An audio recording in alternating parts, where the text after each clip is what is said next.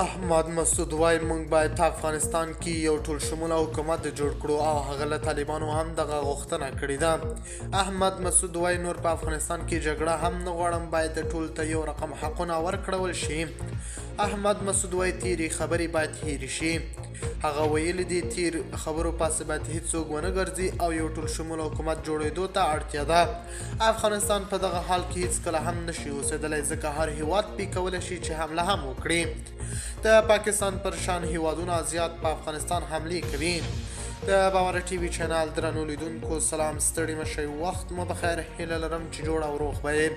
په سر کې یادونه کوم که باور ټي وي چینل مو نه وي سبسکرایب کړی، په درنښت سره باور ټي وي چینل سبسکرایب کړئ.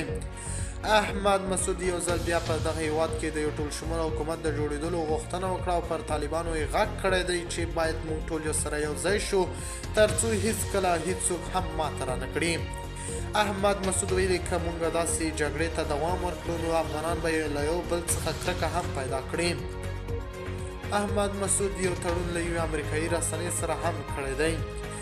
احمد مسعود چې د پنجشیر د جبهې مشري کوي او لا هم طالبانو ته له تسلیمېدو ډډه کوي، په روسیه کې معنی دی. هغه په دغه بیانیه کې په افغانستان کې د ټول شموله حکومت د رامنځته کېدو غوښتنه وکړه او ویل هغه پوځ چې یوازې د افغان ټولنې د یو برخې استازیتوب کوي باید له یو ټول شموله حکومت د جوړولو امرونه هم وکړي. احمد مسعود طالبانو دفاع وزیر مولوي محمد یعقوب مجاهد ته یو پیغام استولی، هغه پیغام تر اوسه نه ده رابرسېره شوی. د نورو تازه جزئیاتو لپاره د باور ټي وي چینل سره پاتې شئ او په درنښت سره باور ټي وي چینل هم سبسکرایب کړئ. د الله په امان، تر بیا ښې چارې.